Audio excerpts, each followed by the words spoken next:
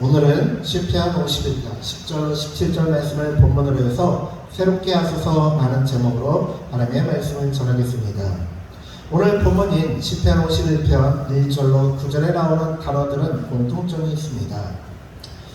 먼저 1절의 죄악은 법이랑 규칙을 깨뜨리는 것을 뜻합니다. 또한 2절에 나오는 죄악은 길을 잘못 들은 것을 말하고, 또한 이 죄는 빈당한 것을 의미합니다. 즉 시편 51편 1절로 9절에 나오는 이 죄악, 이러한 단어들, 이것들은 모두 하나님이 지시하신 길에서 이탈했다라는 포괄적인 의미를 가지고 있습니다. 즉 죄라는 것은 무엇입니까? 하나님의 명령, 말씀에서 벗어나는 것입니다. 회개란 죄라는 것은 하나님의 말씀, 명령에서 벗어나는 것이며, 회개란 그 벗어났던 하나님의 말씀으로의 복귀이며 하나님의 명령으로 돌아오는 것을 뜻합니다. 오늘 말씀을 보면 시인의 죄는 모두 하나님께만 지은 죄라고 고백하는 것처럼 여겨집니다. 시인이 모두 하나님께만 죄를 짓고 사람 앞에서는 흠잡을 것이 없고 겁없이도 살아간 착한 사람이라고 착각할 수도 있습니다. 그러나 또한 특히 4절에서는 대놓고 내가 죽기만 범죄하여라고 말함으로 이러한 착각을 더 깊게 합니다. 그러나 이는 신학적인 의미를 강조한 것입니다. 왜냐하면 인간의 모든 죄는 근본적으로 하나님의 계명을 위반하는 것이다라는 것을 강조하기 위한 신학적인 의미입니다. 그리고 하나님의 계명을 어기는 모든 죄는 하나님께만 지은 죄가 아니라 공동체에 심각한 상처를 남깁니다. 다른 사람에게 피해를 주지 않는 죄라는 것은 없습니다. 그렇기에 이 하나님께만 죄를 지었다는 말은 그것을 하나님 앞에서만 죄를 지었다는 것이 아니라 그것을 강조하기 위함이지, 하나님께만 죄를 짓고 사람 앞에서는 떳떳하다는 소리가 아닙니다. 죄라는 것은 무엇입니까? 결국은 하나님의 명령을 어기는 것이며 하나님의 말씀에 불순종하는 것이며, 또한 다른 사람들과 공동체에 피해를 주는 것이 죄의 결과입니다. 죄의 열매입니다. 다른 사람에게 피해를 주지 않는 죄라는 것은 없습니다. 그렇기에 하나님의 심판은 정당하다라고 외치는 것입니다. 사도 바울은 자기 자신을 무엇이라고 고백합니까? 자신은 죄인 중에 괴수라고 말합니다. 지극히 작은 자다라고 고백합니다. 하나님의 은혜 가운데 들어가면 자신의 내밀한 죄까지도 발견하게 됩니다. 그것은 겸손이 아니라 진정한 자신을 발견한 것에 불과하기 때문에 그렇습니다. 벼는 익을수록 고개를 숙인다고 합니다. 벼가 처음에 익을 때 그 처음 열매를 맺을 때 어떻습니까? 처음에는 정말 이게 달렸나 싶을 정도로 좁다가, 그러나 이것이 점점 익어가고 그 크기가 커짐에 따라서 꼿꼿이 서 있을 수 없고 숙여집니다. 그 무게에 따라서 숙여지는 것입니다.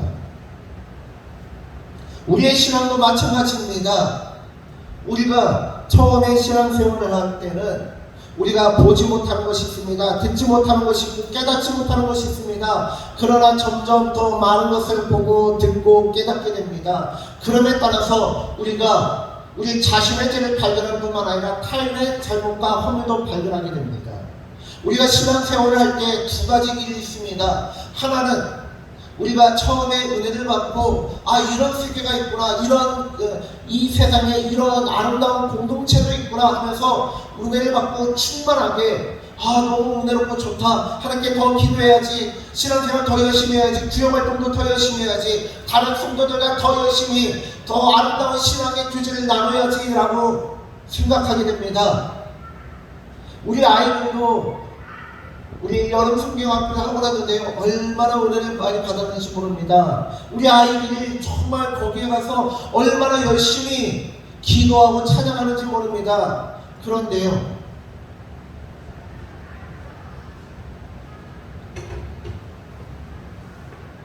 우리 아이들은 어느 순간 사춘기를 경험합니다. 이 세상이 동화 속 세상처럼 아름답기만 한 것이 아니다라는 것을 깨닫게 됩니다. 신앙인들도 마찬가지입니다. 교회가 정말 동화 속처럼 이 세상이 아름다운 것만은 아니라는 것을 깨닫게 됩니다. 그러나 우리가 교회의 부정적인 방향, 교회의 아름답지 못한 불미스러운 것들을 발견하게 될 때 우리는 두 가지 방향 기로에 놓이게 됩니다. 하나는 나 자신도 부족하다는 것을 깨닫고 나 자신도 그러고 저 사람도 그럴 수 있다라고 생각하는 것입니다. 가수 양희은 씨, 그분이 항상 이뻐런처럼 되뇌이는 말이 있죠. 그럴 수 있어. 그분이 젊은 시절 그 노래 뭐죠? 아침 이슬인가요? 그 노래를 비롯해서 얼마나 아름다운 노래, 그 많은 명곡들을 발매하고 하였습니까? 그런데 처음에요, 정말 70년, 80년대는 사기꾼도 많고 나쁜 놈들이 많았는데요, 처음 소속사 사장을 잘못 만나가지고 그렇게 노래가 데이트를 쳤는데 수익금을 거의 제대로 정산받지 못했다고 합니다. 그리고 미국에 가서 그 양희은 씨가 미국에 가서 이제 결혼을 하고 미국인가요? 캐나다인가요? 그쪽에 가서 살고 있는데 어느 날 갑자기 경찰서에서 연락이 오더래요. 당신 누구 아세요? 이 사람이 당신 안다고 하는데 당신 알아요? 하고 연락이 왔어요. 알고 봤더니 자기를 사기치고 수익금을 제대로 정산해주지 않은 그 나쁜 놈인데, 뻔뻔하게도 빈털터리가 되니까는 그곳에서 가수 양희은을 안다고 연결해달라고 했던 거예요. 노숙자가 되어지고 사고를 쳐서 무탕으로 의지할 데가 없는 사람이 되니까는 그 양희은 씨한테 연락을 하더라고요. 뻔뻔하기도 하고 기가 막혔는데 그래도 그 사람을 받아들이고 그 병수발을 다 받아주고 그렇게 했대요. 근데 뻔뻔하게 나 이거 먹고 싶다. 저기 놀러 가고 싶다. 그 사기꾼 같은 소속사 사장이 그러더래요. 근데 그걸 다 받아주고 그렇게 했더랍니다. 그럴 수 있는 이유가 뭐예요? 양희은 씨가 늘 이뻐런처럼 되뇌이고 자신의 인생의 철학으로 삼았던. 그럴 수 있어. 왜요? 자기도 그러한 모습이, 자기도 그런 이기적인 모습이 있기 때문에 그렇다는 것입니다. 또 한 가지 길은 신앙에서 우리가 교회 안에서 또한 이 인생에서 불미스러운 일을 발견할 때 어떻게 합니까? 이 세상이 왜 이렇게 죄악투성이 하면서, 이 교회가 왜 이렇게 엉망이야 하면서 불평과 불만을 틀어놓고 분열을 일으키는 것입니다. 물론 잘못된 것들 고발해야죠. 어떤 형사적인 것들, 성추행이라든지 횡령이라든지 그런 것들은 감춰주는 게 아니라 고발을 하고 드러내고 도려내는 것이 교회를 더 건강하게 하는 것입니다. 그러나 그 이외에 나와 의견이 맞지 않고 나와 생각이 맞지 않는 것으로 인하여 분열을 일으키는 그것은 하나님께서 기뻐하지 않고 교회를 망가뜨리고 무너뜨리는 지름길입니다. 어떤 형사적인 잘못과 죄의 것은 우리가 함께 포용하며 넘어가야 되는데, 그렇지 못하고 그것을 인하여 교회가 무너지게 하는 것은 하나님이 기뻐하시지 않는 일입니다.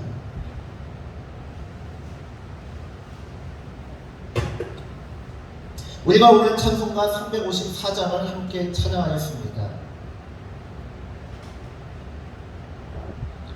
찬송가 354장,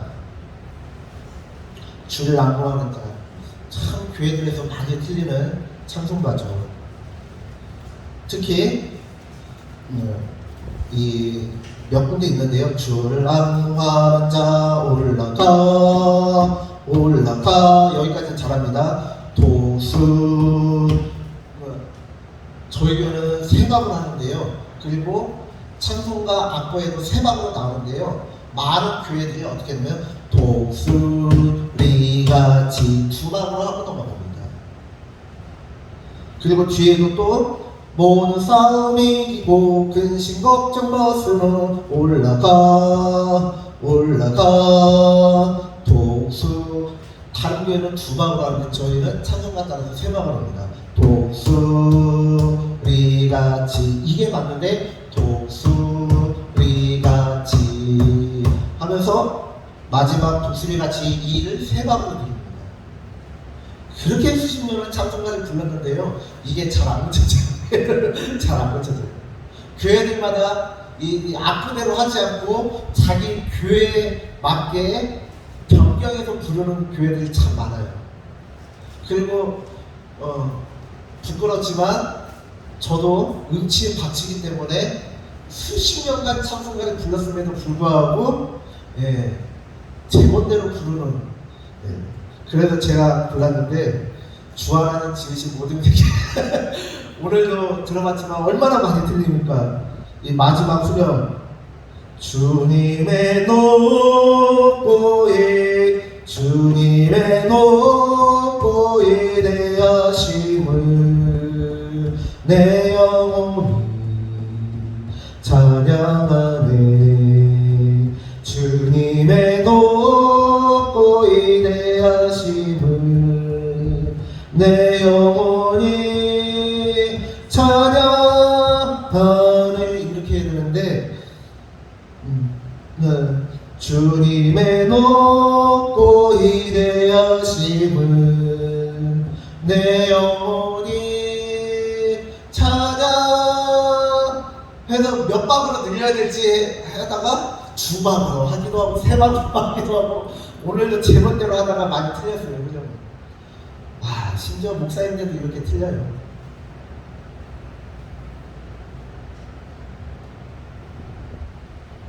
내가 맞는 것 같지만 틀리는 경우들이 많이 있습니다.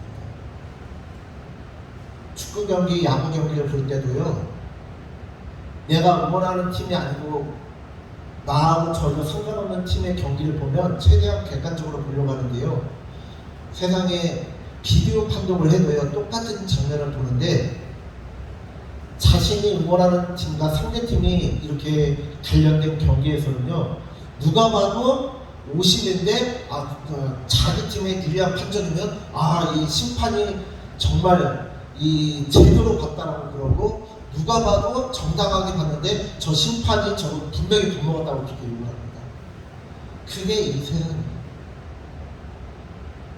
나는 정결한 것 같지만 나는 하나님 앞에서 부끄러움이 없는 것 같지만 그러나 나 자신을 돌아보면 부끄럽기 그지없는 것이 인간이기 때문에 사도 바울이 자신은 무엇이라 고백합니까?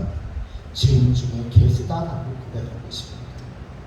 정말 사도 바울이 죄인 중에 괴수입니까? 그처럼 하나님을 위하여 헌신하고 하나님을 위하여 고난을 마다하지 않고 심지어 죽음의 그 장소까지 마다하지 않고 거절하지 않고 달려갔던 그가 죄인 중에 괴수라니. 사도 바울이 죄인 중에 괴수라면 저는 무슨 세계의 악당입니까? 히틀러와 같은 죄인입니까? 그런데 사도 바울이 그렇게 자기 자신을 죄인 중에 괴수다라고 고백할 수 있는 이유는 무엇입니까? 영적인 세계가 더 깊어지니까 자신이 얼마나 하나님 앞에서 부끄러운 존재인지 얼마나 미천하기 짝이 없는 존재인지를 발견하게 되었다는 것입니다. 처음에 대학교를 들어가면요, 대학교를 들어가서 이제 3학년, 4학년이 되면 나는 이 분야에서 정말 전문가가 된 것 같아 하면서 학사 자격증을 따게 됩니다. 그리고 이 분야에 좀 더 전문가가 되기 위해서 대학원을 진학하고 석사 과정이 되면요, 자기가 알고 있는 것이 정말 제대로 알고 있는지에 대해서 의구심을 품게 됩니다. 그리고 그 이에 박사 과정을 하게 되면요, 내가 알고 있는 것은 내가 연구하고 내가 공부하는 분야에 정말 지극히 일부분밖에 되지 않는구나 하는 것을 깨닫게 됩니다.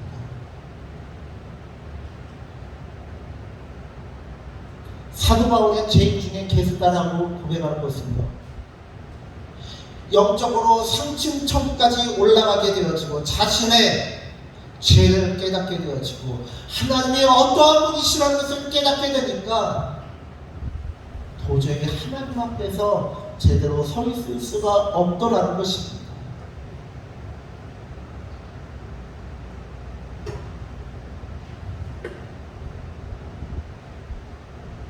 그래서 사도 바울은 무엇이라고 고백합니까? 로마서 7장 24절에 보니까 오라 나는 공고한 사람이로다. 이 사망의 몸에서 누가 나를 건져내냐 라고 한탄을 합니다. 도저히 자기 자신의 죄악을, 자기 자신을 되돌아봤을 때 구원받을 수도 없고 구원받을 만한 가치도 없더라는 것입니다.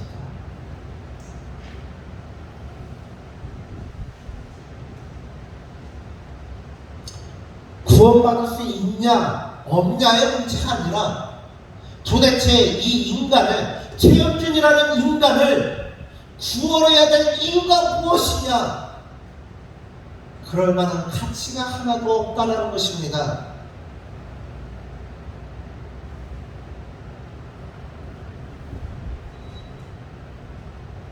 저만 그렇습니까?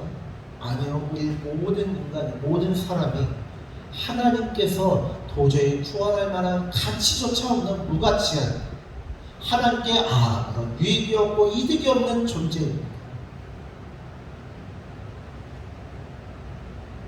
우리는 모두 죄악 중에 멸망할 자들입니다. 모두가 치우쳐 선을 행하는 자 하나도 없다라고 말씀 기록하고 있습니다.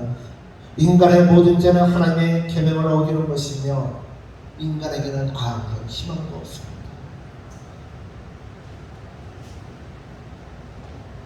그렇게 시인은 하나님께 죄를 용서받은 후 정결한 마음을 달라고 간구하는 것입니다. 자신의 타락한 내면을, 죄로 인해 타락해진 이 내면을 새롭게 다시 창조해 달라고 간구하는 것입니다. 10절, 하나님이여 내 속에 정한 마음을 창조하시고 내 안에 정직한 영을 새롭게 하소서.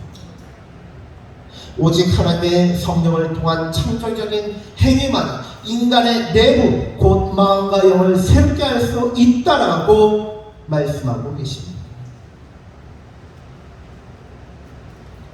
오늘 본문 13절로 15절의 말씀을 보면 시인은 죄를 용서받고 정결하게 된 다음 비로소 자신의 사명을 선언합니다. 개인적이거나 이기적인 경건에 머물지 않고 자신의 구원 경험을 널리 지원함으로써 다른 범죄자들을 올바른 길로 인도하고자 합니다. 13절 말씀입니다. 함께 합독합니다. 그리하면 내가 범죄자에게 주의 도를 가르치니 죄인들이 주께 돌아오리이다. 내가 얼마나 큰 죄인이었고 사람이 하나님 앞에 얼마나 큰 죄인이었는지를 내가 깨닫게 하고 전파하겠다는 것입니다.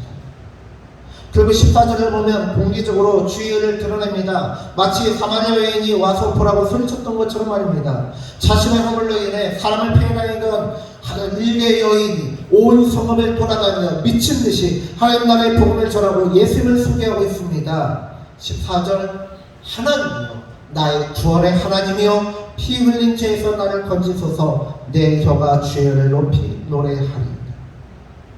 그리고 마음껏 하나님을 찬양합니다. 래퍼 중에 정상수라고 하는 사람이 있는데요, 유명한 래퍼는 아닙니다.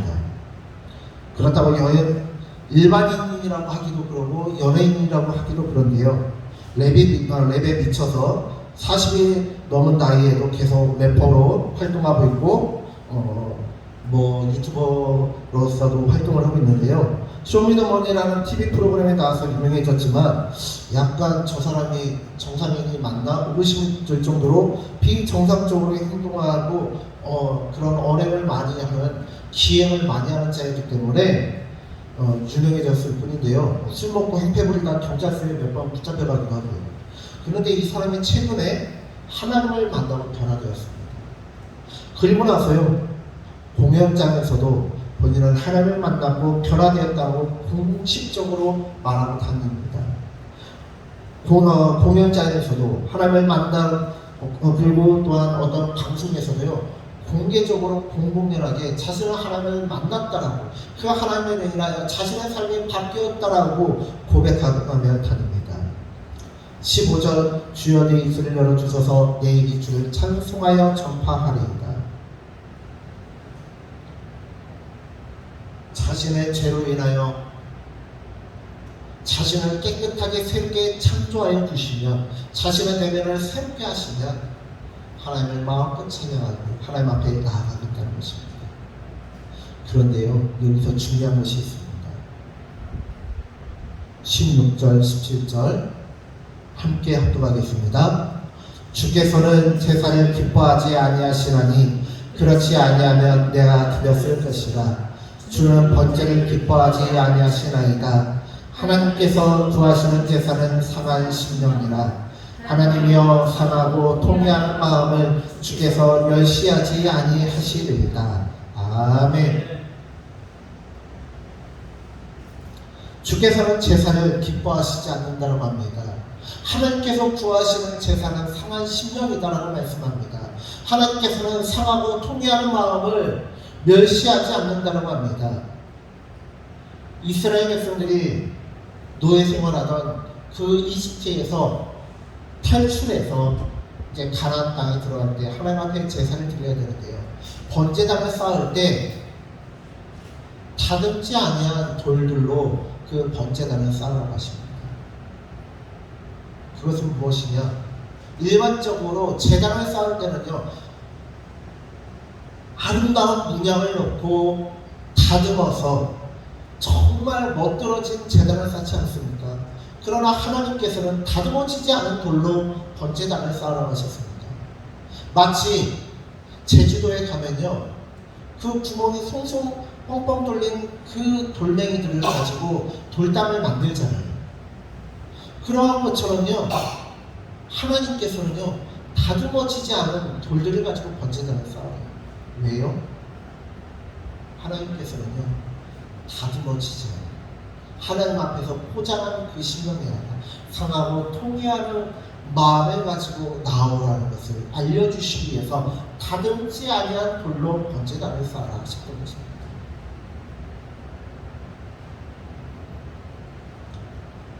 이것을 더 정확히 알 수 있는 것은 누가복음 18장 9절로 14절에 나오는 바리새인과 세리의 기도가 있습니다. 제가 말씀을 봉독하겠습니다.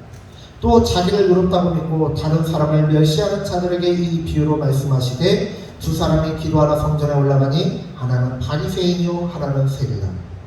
바리새인은 그 당시 누구나 인정하던 의인이었습니다. 선인이었습니다. 하나님 앞에 부끄러움이 없는 자였고 하나님 앞에서 자신의 죄를 날마다 회개하며 제사를 통해 번제를 통해 하나님 앞에 회개하는 자였습니다. 죄가 쌓일 틈이 없는 자입니다. 반면 세리는 어떤 자입니까? 우리나라로 하면 친일파입니다. 손가락질을 당하고 누구에게나 존경은커녕 조롱과 멸시를 받고 저 맹노라고 욕을 한 바가지씩 먹는 자입니다. 그런데요, 예수님께서는 죄가 하나도 없는 바리새인을 택하시고 세리의 기도를 오히려 칭찬하십니다. 이것은 그 당시 사람으로서는 혁신적인 내용입니다. 제가 말씀을 봉독하겠습니다. 바리새인은 서서 따로 기도하여 이르되 하나님이여 나는 다른 사람들 곧 도색, 불의, 간음을 하는 자들과 같지 아니하고 이 세리와도 같지 아니함을 감사하나이다. 나는 일에 2번씩 금식하고 또 소득의 11조를 드리나이다. 바리새인에게 손가락질할 만한 것이 있습니까? 무슨 죄를 지었습니까? 잘못을 저질렀습니까? 허물이 있습니까? 오히려 우리가 바리새인처럼 살지 못함이 안타까울 뿐입니다. 반면 세리는 이렇게 기도합니다. 13절 세리는 멀리 서서 감히 눈을 들어 하늘을 쳐다보지도 못하고 다만 가슴을 치며 이르되 하나님이여 불쌍히 여기소서 나는 죄인으로소이다 하였느니라. 윤동주 시인이 말하기를 하늘을 우러러 한 점 부끄러움이 없기를 한 점 부끄러움이 없기를 그는 바랬건만 바리새인은 하늘을 우러러 한 점 부끄러움이 없는 삶을 살았고 세례는 감히 하늘 우러러보지도 못하고 통에 자복하는 상한 신령이었습니다. 그런데 예수님께서는 정반대의 말씀을 하십니다. 14절, 내가 너희에게 이르노니 이에 저 바리새인이 아니고 이 사람이 의롭다 하심을 받고, 이 사람은 누굽니까? 세례입니다. 이 사람이 의롭다 하심을 받고 그의 집으로 내려가느니라. 무릇 자기를 높이는 자는 낮아지고 자기를 낮추는 자는 높아지리라 하십니다. 하나님께서는 통회하는 심령의 기도를 원하십니다. 왜 그렇습니까? 음주가물을 멀리하고 술, 담배를 멀리하고 기름진 것을 멀리하고 건강한 샐러드라든지 건강한 채소 위주의 식단을 하고 운동도 꾸준히 하고 영양제도 챙겨 먹고 정말 누가 봐도 100세, 120세를 넘어 150살까지 살 수 있다라고 자신할 만한 사람이요 있고요. 또 한 사람은 맨날 술, 담배를 먹고 기름진 것을 먹어요. 누가 봐도 이 건강한 삶을 살아가는 사람이 오래 살아야 되는데, 영적인 건강한 삶을 사는 사람을 칭찬하는 것이 아니라 영적인 죄인을 하나님께서는 오히려 의롭다고 하시는 거예요. 왜 그렇습니까? 건강한 삶을 살아가는 사람은요, 암에 걸렸을 때 무슨 내가 암이냐, 나는 내가 평생 내 몸을 잘 관리했기 때문에 내가 알아서 내 몸을 치료하겠다 하는 사람과 같다라는 거예요. 그러나 잘못된 식습관을 가지고 살았다 할지라도 의사 앞에 자신의 몸을 내어놓고 철저히 의사의 진단과 처방대로 살아가는 사람은요, 치료될 가능성이 더 높은 것처럼 우리가 하나님 앞에서 우리의 마음을 열어놓고 우리의 영혼을 열어놓고 하나님 앞에 우리 영혼의 심령의 썩은 부위를 도려내 주시고 새롭게 해달라고 간구할 때 하나님께서 우리의 심령을 새롭게 하실 수 있다는 것입니다. 왜냐하면 하나님은 강제적인 분이 아니십니다. 왜냐하면 하나님은 우리의 마음을 강제적으로 열고 들어와서 이게 좋아, 이거 먹어, 이거 해 하는 교관이 아닙니까? 조교가 아닙니까? 인격적인 분이십니다. 사랑하는 성도님들, 우리가 하나님 앞에서 새롭게 되기를 원하십니까? 그렇다면 우리의 심령을 내어놓고 여러분들이 잘 살았던 못 살았던, 여러분들이 기도를 많이 했던 적게 했던, 여러분들이 하나님을 우러러보지 못하는 삶을 살았던, 하나님을 바라볼 때 한 점 부끄러움이 없는 인생을 살았던 시간에 하나님 앞에 나아와 하나님 앞에 여러분들의 심령을 열고 하나님, 내 영혼을 새롭게 창조하소서, 내 영혼을 새롭게 창조하여 주소서라고 간구할 수 있는 모든 성도님들 되어주시기를 간절히 축원합니다. 기도하겠습니다.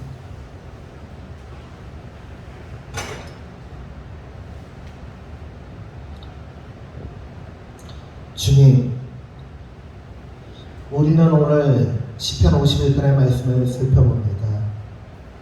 우리는 하나님께 나와 예배를 드리며 찬양을 할 때마다 주님을 닮아가고 싶지만